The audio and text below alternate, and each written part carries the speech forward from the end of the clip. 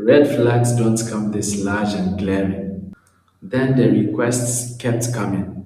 Mondays, shoes. Tuesdays, dresses. Wednesday, accessories. Thursdays, something something.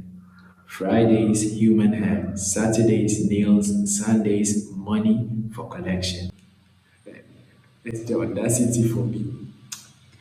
Wait, most of us, we want to get married. Just look at the face, we look at the body, we look at the curves, we look at all the smooth skin, the light skin, the fairness, all those stuff. There are some decisions that you make today that will set you back 10 years in your life.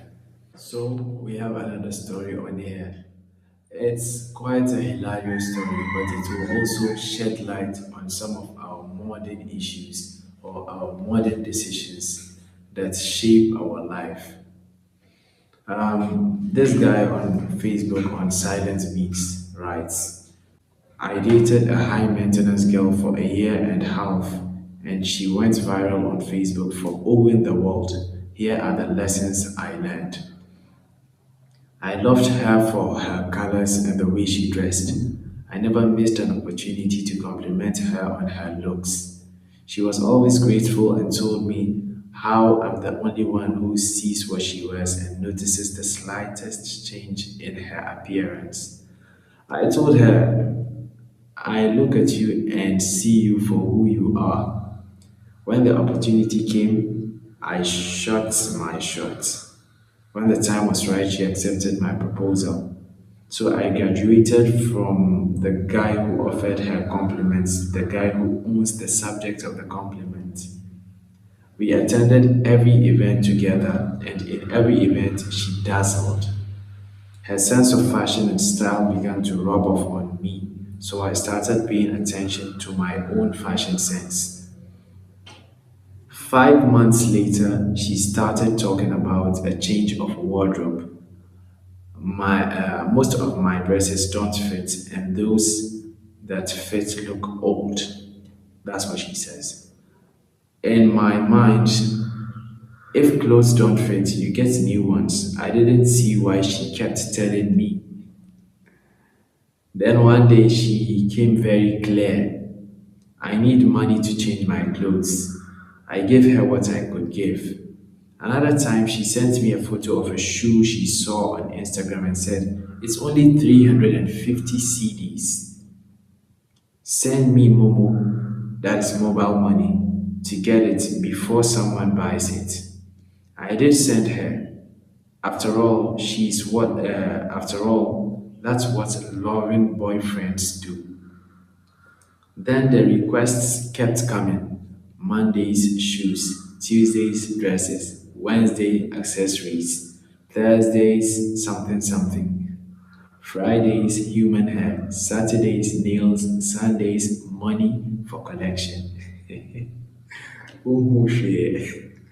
I told her one day, you are right to need things, but at this point, I think we have to start talking about the future and saving towards it. Should we spend all we have on clothes? How do we get money to marry? She said, when we get there, we'll cross that bridge. The Bible even says we should not think about tomorrow because tomorrow will think about itself.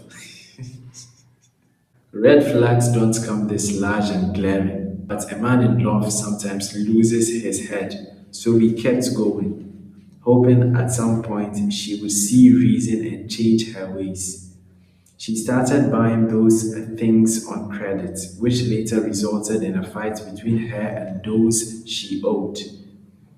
One early dawn, a call came through. When I picked, she said, please, if Baba is there, kindly give her the phone. I asked, who is this, please? And why are you calling my phone looking for Baba at this time? Her voice went up a pitch. She owes me money, but doesn't pick my calls. I got your number from a friend and decided to call. I asked her to hold on. I tapped Baba to wake her up and take the call. Immediately she heard the lady's voice. She ended the call. The next morning was a very good opportunity to talk to her about it. Immediately I raised the topic, she said, "Don't come and spoil the mood with your lectures. Who in this world doesn't owe? If you can't help me, don't come and disturb my ears." A woman who runs the partnership into debt just because she wants to look good is hard to ignore, and from all indications, she wasn't going to change. It was a take me as I am or leave me kind of situation. We had dated for a year and a half. I loved her and was willing to have a future with her, but she wasn't ready to compromise on the way she spends on herself. One day, someone she owes went to her office and made a scene there. I heard it but ignored it. Not too long afterward, I saw her photo on my timeline with her name tagged in the photo. Someone she owed had decided to take the issue to social media. I saw over 300 comments and 120 shares, all of them insulting her and calling her a shame to womanhood. Not long afterward, some friends of mine started calling me. "I saw your girl on Facebook. She's gone viral. Go and read the comments." Some of them even sent me screenshots of the comments. In the evening, she came around. I asked her, "Have you seen what's going on Facebook?" She replied, "That's why I turned off my phone. After everything, that girl will meet me in court for defaming me. Who in this world doesn't owe?" It's the audacity for me. Wait, I shook my head. It was a lost battle. Nothing could change her. The next day, she issued a long press statement seeking to undo the damage.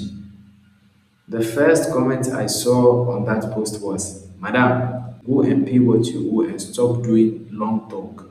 Is it by force to own what you can't pay?" When the time was right, I left the relationship. She called me stingy. She said I wasn't man enough for her. She said she thought I was at her level when she accepted my proposal. She said so many things, but I had nothing to prove to a woman who wants it all but can't pay for even one. It's a funny story, but it's also a what? A huge life lesson for us young guys, especially.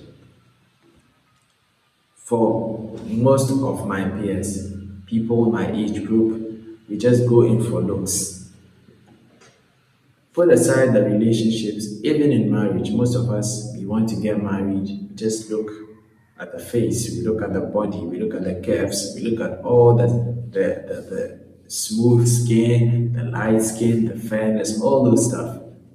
The one with the degree, we look at all those stuff. But the intrinsic qualities which are inside, kindness, mercy, compassion, patience, relentlessness,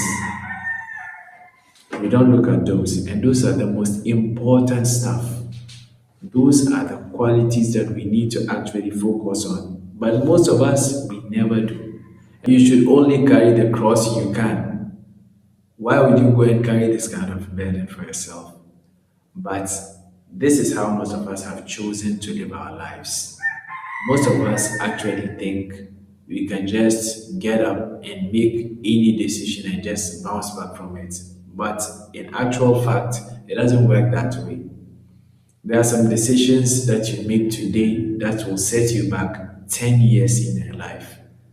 And that is what you have to pay attention to and steer clear of. So, my advice to you, don't be this guy.